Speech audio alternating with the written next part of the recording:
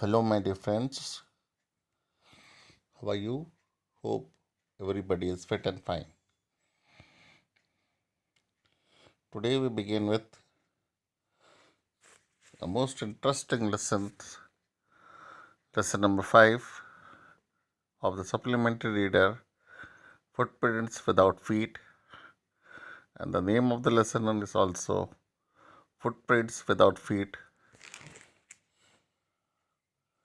The writer of this story is H.G. Wells. The story begins when the boys see footprints from nowhere. Two boys were very surprised to see the fresh muddy imprints. They were of a pair of bare feet. As they gazed, a fresh footpath appeared from nowhere. Then they saw further steps down the street. Thereafter, they disappeared. So, actually, they were the footprints of Griffin, an invisible scientist. These footprints were of a scientist named as Griffin, who had just discovered how to make the human body transparent. He swallowed some drugs. His body became transparent as a sheet of glass. It was before his footprints being seen. So Griffin was a lawless person who doesn't believe in law. So, but as I just now told you, Griffin was rather a lawless person. His landlord disliked him and tried to eject him. In revenge, Griffin set fire to the house. He had to remove his clothes to get away. So he became a homeless wanderer without clothes or money. The two boys had seen him thus. Sorry, guys. So it is about Griffin's escape. Griffin escaped from the boys. He was without clothes in the midwinter at the time. Instead of walking about the streets, he entered a big London store for warmth.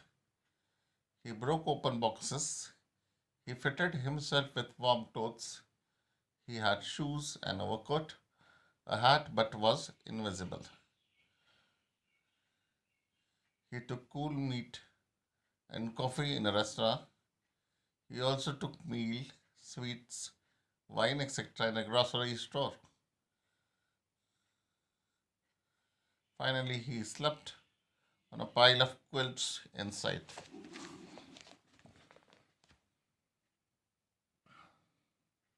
Now we will see how Griffin was chased away. Sorry. He did not wake up till the next morning. When the servants came, he began to run. They chased him. He escaped by taking off his newly found clothes. This time he entered a theatrical company.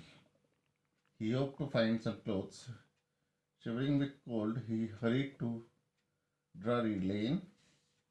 It was the center of the theatre world. Now, let us see how he enters the shop. He soon found a suitable shop. He went upstairs but came out a little later. He was now wearing bandages. Those were round his forehead. He wore dark glasses, false nose, and a big bushy side whiskers. He attacked a shopkeeper. Then he robbed him of all his money. He then went to Epping village from London. There he booked 2 rooms at the local inn belonging to Mrs. Hall. So, actually, now he arrives at the inn. The arrival of a stranger at an inn in winter amazed the villagers. Mrs. Hall, the landlord's wife, wanted to be friendly with him, but he told her that he did not want to be disturbed. He also told her that an accident had affected his face. Now we'll see stealing of money by Griffin. The stolen money did not last long. He, however, pretended that he was expecting some money at any moment. Shortly afterwards, a curious episode occurred.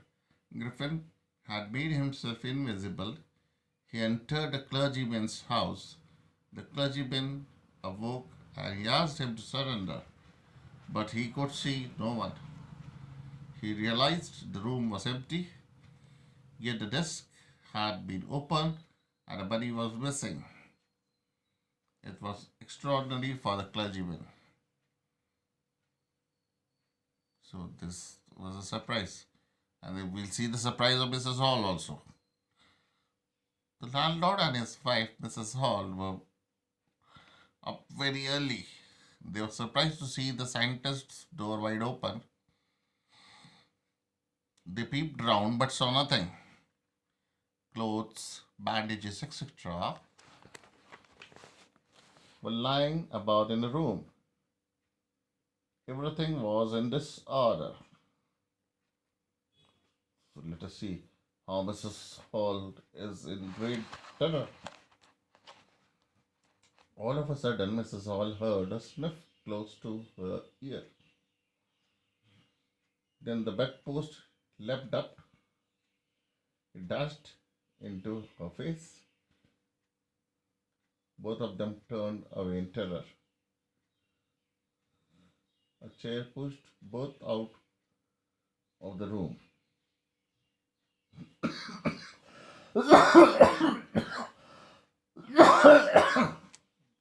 Mrs. Hall almost fell down crying. She felt sure that the room was haunted by spirits. Now let us see how Mr. Griffin was suspected as a thief. Soon the burglary in the clergyman's house became known.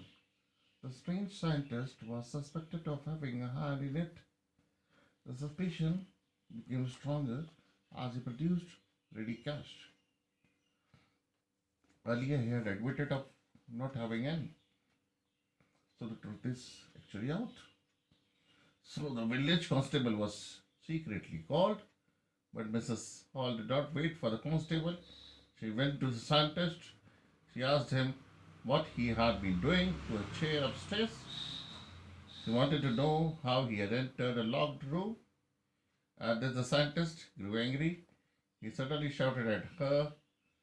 He then threw off bandages, spectacles, nose, etc. He had become invisible. The horrified people now saw at a headless person. Now let us see Constable Jeffers' problem. Mr. Jeffers, the constable, arrived. He was surprised that he had to arrest a man without a head. He had to arrest him in any case. So he tried to catch the scientist. Excuse me, please. Sorry. But he was throwing off one garment after another. The constable found himself struggling with someone he could not see at all. Some people tried to help him, but they received blows only from invisible Griffin. And let us see how Griffin vanishes. In the end, Jeffers, the constable, becomes unconscious. Therefore, there were cries a whole lot, but Griffin had freed himself because no one knew where to lay hand on him. So this is the story of Invisible Man.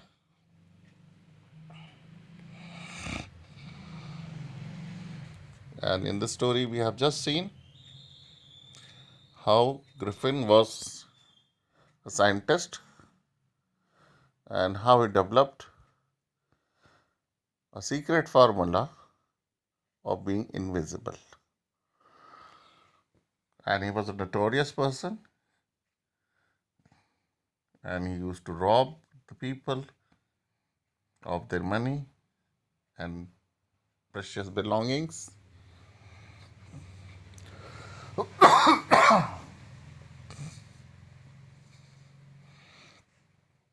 The rest we will see in the